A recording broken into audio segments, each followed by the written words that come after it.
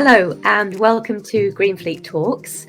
I'm Jill Noel, founder of Hosted by Jill and Global Women in EV Day and a co-founding director of EVA England, and I'm really delighted to be your host today. Today's episode is supported by Transora, and I'm so pleased to be joined by Shane Mann, who is CEO of Transora. We'll be discussing the growing importance of data, digital tools and AI in fleet management, particularly in relation to safety, compliance and real-time decision-making. But before we dive in, Shane, could you start by telling us a little bit about your role and the work that Transora does with fleets? Absolutely. Thank you very much for having me on, Jill. My pleasure. So Transora, we're a company that's around since 2010. And at our very core, our first product was safety and compliance. It was actually analyzing tachograph data off trucks to see that drivers were taking their appropriate breaks so that they didn't cause any accidents on the road or anything like that. So at our core, we're a technology company that's all about safety and compliance for the management of fleets.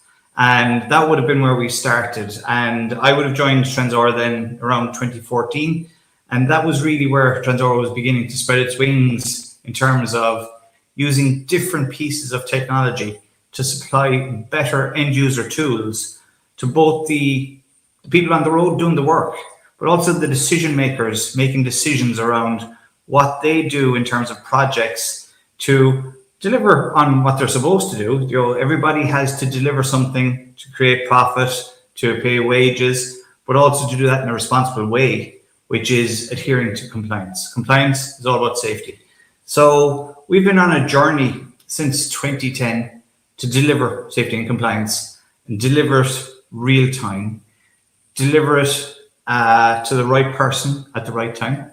So a lot of these things, as much as things have changed, things stay the same.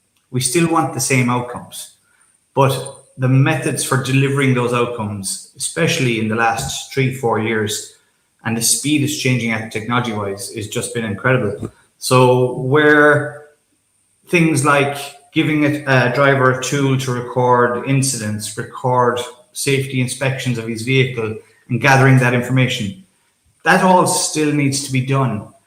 But everybody wants information at their fingertips. So that means there's no one company out there can provide a fleet with all the information they need. And that creates these fragmented blind spots where the guy managing a fleet doesn't see everything and could miss the obvious. And companies like Transora that have gone with technology over time join up all those blind spots, consolidate the information into one place, and present it back in the different forms that is needed. And that's kind of what I mean by, as much as things have changed, they've stayed the same. We still need to join up those data silos in a logical way that we can make use of the most modern tools to help people make real-time safety decisions. So hopefully that's kind of giving you a picture. That's brilliant. Thank you so much, Shane. And so let's start with data, because of course fleets today are generating more data than ever before. So how important is it for fleet managers to consolidate data, and what are the risks of not doing so? So yes, absolutely. Vehicles themselves, just one truck on its own is producing 20-30 data points every second. So you can just imagine the volume that's coming just from vehicles, not to mind all the other systems, and consolidate all, like the fleet manager, he can't physically manage all that data. He physically can't make sense of all that data.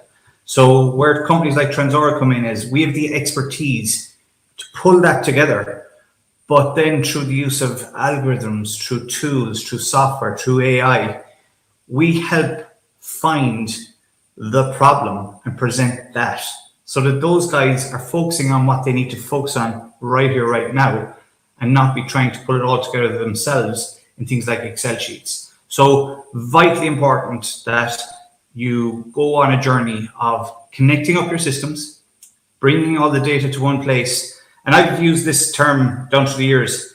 Data is great, but it's not information. You can only make a decision based on information. And that's where companies like us come along, consolidate, put intelligence layer across the top of it that produces information that can be used to generate answers.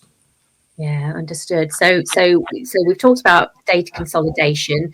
You've touched upon the role of AI and analytics. But how do you think that AI and analytics is really transforming the way that fleet managers make real-time operational and compliance decisions? Yeah, it's ask me that question 12 months ago, and I would have said it's still about reports, it's still about dashboards, it's about KPIs, getting all that information in real time so that it's at their fingertips. But that's still important, but the technology has moved on. These guys want to be able to interrogate that information right now in natural English. They want to jump on into the system, ask a question in ChatGPT style, and get a ChatGPT answer. Now, they still want their reports, they still want their analytics, they still have to do their meetings every week, every month, every quarter, they have to present. That's all still vital, and it's vital that we still provide those tools. But the real-time element that has come because of AI chatbot type tools, ChatGPT type tools, is incredible. And there's an appetite out there for it. These guys want to get at their information. They want to ask questions of it. And it's up to companies like us to deliver those tools so that they can do that.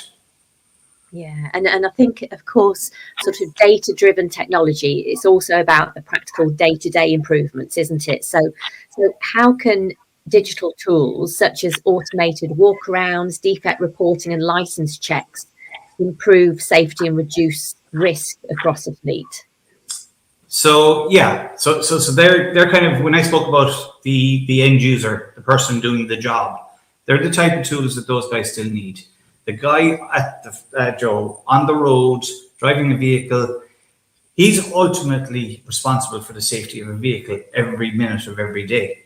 So the compliance element that goes with that is he must go around a vehicle, he must inspect it, and that if he finds anything obvious wrong, he's got to report it. He's got an obligation to actually stop a vehicle that's damaged going out on the road for public safety. So these tools actually help guide these guys around so that they check the right things and that they generate the right information when they find an issue. And by doing this early, catching things early as opposed to waiting for catastrophic events, it has a number of benefits. You get far more uptime on your vehicles. Your vehicles are more reliable. You don't have catastrophic events where the vehicle could actually be materially lost. So it's about being present in the moment and not ignoring the small things.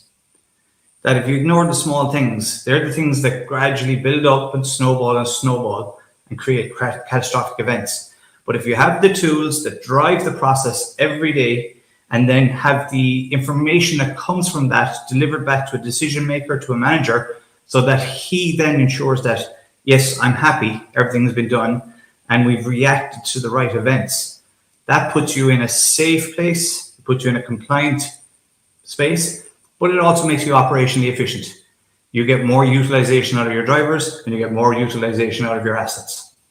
Yeah, that makes great sense. And I suppose with so many tools, so many technologies that are available these days, then choosing the right solution can be a challenge in itself. So what would you say are the key considerations for fleet operators to think about before investing in a new technology or telematics system? There's so many actually, and there's ones that I've come up against recently actually. And it's not so much the tool that you're choosing to deliver on where you want to go. It's the tools you already have. And you really do have to scrutinize that. Is that a system I've had for 10, 15 years and I've just got comfortable with it? Is it on an old technology stack? Is it capable of generating information and almost democratizing that information, sharing it with other applications? So I see a big stumbling block that a lot of companies make is they don't look at what they're currently doing and what they currently have to see if it supports where they're going. So they know where they want to go. They know the system they want to support that, but they have other systems as well that are important to them, and they've got to be able to connect and interface with the new system. And often that consideration or that thought hasn't happened. Can it integrate? So we'd always hear a salesman or someone from a software company, integration, yes, we can do it. Default answer. But can you actually truly do it as you're supposed to, where you join up information flow in real time, system to system, with no human intervention?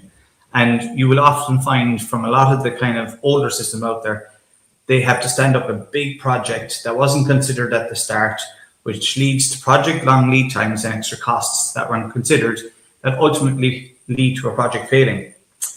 The other one that I actually see quite a lot of as well is transport and fleet operations not understanding what an IT project is and the personnel that they need to have on their side to support and drive it. You'll always get your stakeholder, you'll always get your sponsor, but a lot of the time these companies don't have IT project leads. So they charge someone that's used to running trucks, running workshops, with an IT project lead who's supposed to contact and work with an IT company and technical people, but they naturally speak two different languages. We're speaking English, but we're speaking different dialects. IT jargon, truck language don't meet in the middle. And that often leads to contentious problems in projects where I think, if people know going into the project that they either, number one, put the third party in charge of the project to lead us from that perspective and ensure that both sides communicate effectively, or they have the appropriate person in their own organization that is almost a peer to the IT supplier, where they speak the same language, but then when they go back into their organizations, are able to carry the message through in the appropriate format. So that's a big one. Yeah, brilliant. Thank you, Shane. And just if we can look ahead for a moment, then what do you think will define best-in-class fleet management over the next few years? I think it's how people adapt to the new AI world, and software suppliers in particular. I think what you're going to see is a hell of a lot of less tool making in a software sense, and access to those conversational tools that sit down on top of your data, down on top of your information, freeing people up to actually ask those questions of their information. I think it's going to, if it's done the right way, it's going to add an incredible amount of productivity. And we even see that in our own business, where we do use AI tools in our processes for delivering software. And we've seen a factor of 10 speed up in us delivering a product. And I do think our client companies, as long as we make sure that we deliver that same sort of tool and that same sort of concept to what we give them, should look for those productivity gains. I think it's all about productivity gains and operational excellence. Keep your tools for safety and compliance. Let them keep doing what they've always done well. But now they need to be looking at the systems going, okay, I need this to be making me more productive, more operationally efficient, and I need it done faster. And that's what AI is going to bring. So as much as things have changed, things have always stayed the same. Looking for operational efficiency, looking for productivity in a safe, compliant way. Shane, thank you so much for joining me today. It's been a really fascinating conversation. And I think you've really highlighted just how critical data, AI and digital tools are becoming in enabling safer and more efficient and compliant fleet operations. And for our listeners, it's clear that the ability to capture, connect and act on data will be a defining factor in successful fleet management. Thank you to everyone listening. And until next time, thank you for joining us on GreenFleet Talks.